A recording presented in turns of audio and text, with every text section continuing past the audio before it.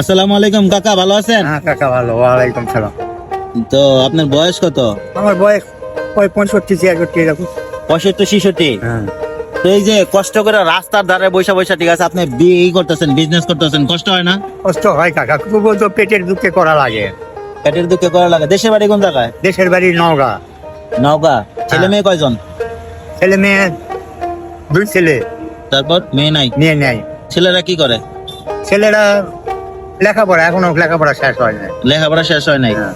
তো এই যে ব্যবসা, এই যে আপনার যে ব্যবসা, হ্যাঁ, এই টুকিটাকি ব্যবসা, এটা দিয়ে কি সংসার চলে? কোনো রকমের 300-400 টাকা কামাই হয় সারাদিনে। 300-400 টাকা কামাই হয়? ওটা দিয়ে দিন চলে। এই যে কাস্টমার তো দেখা যায় আহে না, এই যে হঠাৎ রাস্তায় বসে কোনো রকমের দিন যায়। এই তো শ্বাসকষ্ট, হাঁপানি, এই নিয়ে মানে কোনো কাজও করে পারিনি। হ্যাঁ, শুধু এই ব্যবসা ছাড়া অন্য কিছু করার মতো ক্ষমতা আমার নেই। আচ্ছা আচ্ছা।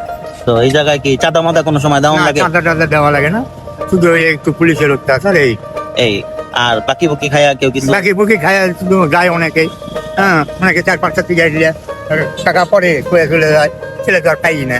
আর দেয়ই না। না, তো দেখছেন, মানে 200-300 টাকা তার হয়তো বা দৈনিক ইনকাম হয় বা লাভ হয়। এই লাভের মধ্যে আবার কিছু পিঁপড়া ঢুকে, তার মানে হচ্ছে তারা ওই বাকি নেয়, বাকি নেওয়ার পরে হচ্ছে আর চাচার টাকা পয়সা গুলা দেয় না। আমি তো এখানে প্রায় 1 ঘন্টার মতো, এই 1 ঘন্টার মধ্যে 2-3 জন কাস্টমার মাত্র আসছে। ওয়াইফ আছে তাই প্রতিবন্ধী, হাঁটতে পারে না।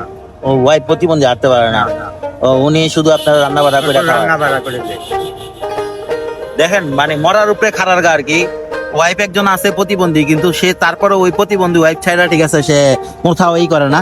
এখানে ঢাকায় থাকে, এই ছোট ব্যবসা নিয়ে, ঠিক আছে, এই করে, কিন্তু তারপরেও তার ওয়াইফ রে তার পাশে রাখছে, তার পাশে রাখা, ঠিক আছে, এই করতেছে। মানে চাচির কি মানে মানে কোনো চিকিৎসা চালাইতেছেন আপনি? না, জন্মগত ওই প্রতিবন্ধী, জন্মগত হাঁটতে পারে না। হাঁটতে পারে না, তারপরেও আপনি তার নিয়ে সংসার করতেছেন। হ্যাঁ, একজন মহৎ মানুষ, আমি মনে করি একজন মহৎ মানুষ, জন্ম থেকে প্রতিবন্ধী, কিন্তু তারপরেও তারে, ঠিক আছে, সে নিয়ে সংসার করতেছে।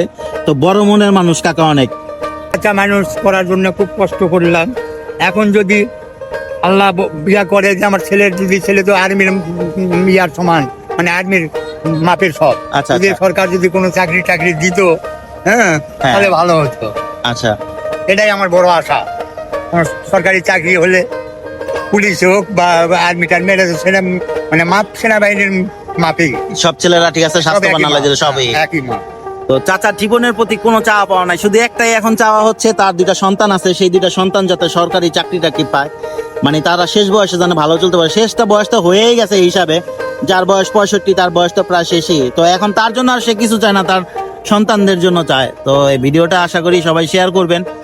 আর যদি সরকারের ঊর্ধ্বতন কোনো কর্মকর্তা দেখা থাকেন, অবশ্যই তার ছেলেদের মানে চাকরিটা, ঠিক আছে, সুব্যবস্থা করে দিবেন, যেহেতু শিক্ষিত, স্বাস্থ্য সবল ভালো আছে। দেশের যদি একটা সৈনিক হইতে পারে, 2জন ছেলে 2টা সৈনিক হইতে পারে, দেশের জন্য অনেক উপকার হবে, ভালো হবে।